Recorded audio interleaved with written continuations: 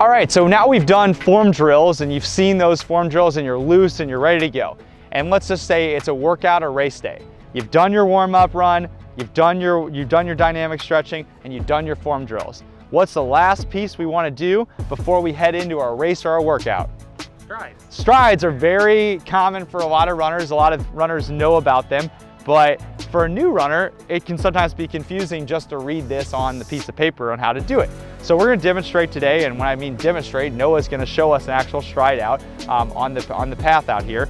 And so strides are essentially taking everything that you just did in your drills, thinking of good running form, and putting that into about 50 to 100 meters. The effort while you're doing strides is going to be 80 to 85% by the end of the stride. However, it's a build-up. So Noah's gonna start off a little slower, focusing on good form, and by the end of the stride, when he hits the head, he's gonna be at a point where he's at his top speed.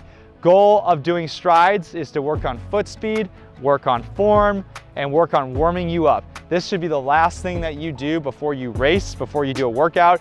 The common thing that I think that people miss out on with strides is that they do their warm-up, they do their drills, and then they do their strides, and they might take 5 minutes at their car, and then all of a sudden they do their race. Well, it's okay if you need to go to your car and do things, before the race, but ideally the stride should be about, the last stride you take should literally be seconds before that gun goes off. So thinking about that just for your organization, if you have stuff that you got to go to the car with or things like that, make sure you do all this warm up before you're racing or you're doing your workouts and taking care of the rest of those things after it. Obviously there's circumstances where you have to go to the bathroom and things that happen, that's okay, but try to make this the last thing. So strides, Noah, we're gonna just kind of run out across the field here. So he's gonna start off running a little bit slower, and he's not gonna go a full 100 meters. We just don't have that space out here, but he's gonna show us about 50 meters or so. And he's gonna get a little faster as he goes, okay? And I say kind of as a build up, think of it almost break it into 4 pieces. So the first 25%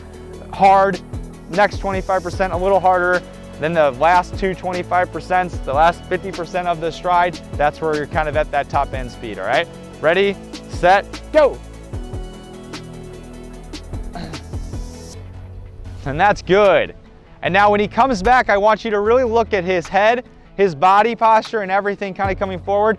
He is on grass, which makes it a little more difficult. So if he has some kind of up and down movement, that's because he's on grass, but ideally on a flat surface, he'd be flying through here. All right, ready, set, go.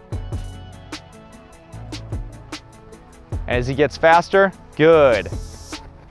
A lot of people wonder, how can I get faster without doing the speed work? If I'm running easy mileage and I'm not in a place right now where I'm 100% ready to do the harder workouts, you can start with just doing strides. So you do your drills and strides 2 to 3 times a week, you're gonna get faster, and it's a great introductory to some of the faster stuff that you're gonna do down the road. So this is kind of a building block workout as well. If you're not 100% ready for the full-on workouts, you're new to running, we can start with strides and we can build from there.